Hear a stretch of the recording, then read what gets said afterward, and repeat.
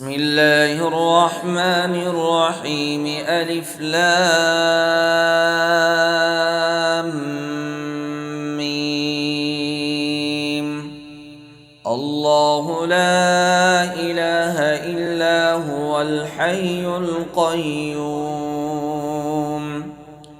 نزل عليك الكتاب بالحق مصدقا لما بين يديه وأنزل التوراة والإنجيل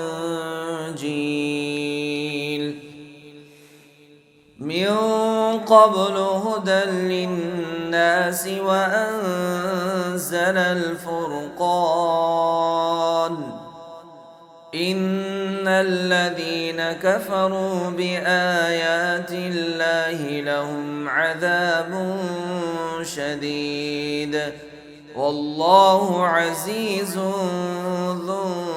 انتقام إن الله لا يخفى عليه شيء في الأرض ولا في السماء هو الذي يصوركم في الأرحام كيف يشاء لا إله إلا هو العزيز الحكيم هو الذي أنزل عليك الكتاب منه آيات محكمات هن أم الكتاب وأخر متشابهات فأما الذين في قلوبهم زيغ فيتبعون ما تشابه منه ابتغاء الفتنة وابتغاء تأويله وما يعلم تأويله إلا الله والراسخون في العلم يقولون آمنا به كل من عند ربنا وما يذكر إلا أولو الألباب ربنا لا تزغ قلوبنا بعد إذ هديتنا وهب لنا من لدنك رحمة إنك أنت الوهاب ربنا إنك جامع الناس ليوم لا ريب فيه إن الله لا يخلف الميعاد إن الذين كفروا لن تغني عنهم أموالهم ولا أولادهم من الله شيئا وأولئك هم وقود النار كدأب آل فرعون والذين من قبلهم كذبوا بآياتنا فأخذهم الله بذنوبهم والله شديد العقاب قل للذين كفروا ستغلبون وتحشرون إلى جهنم وبئس المهاد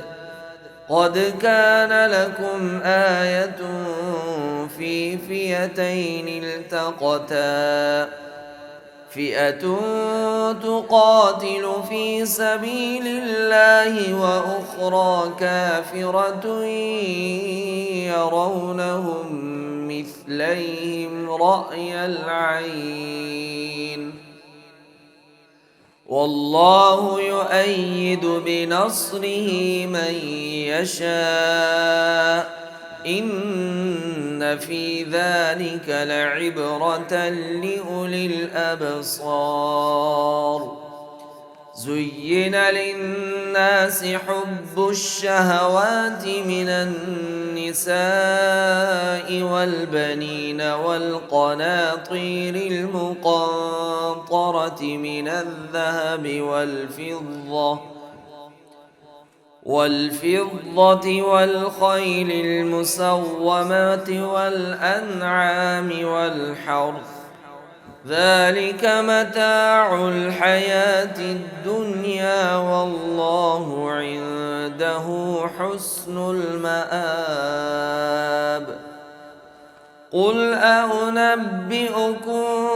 بخير من ذلكم للذين اتقوا عند ربهم جنات تجري من تحتها الأنهار خالدين فيها وأزواج مطهرة ورضوان من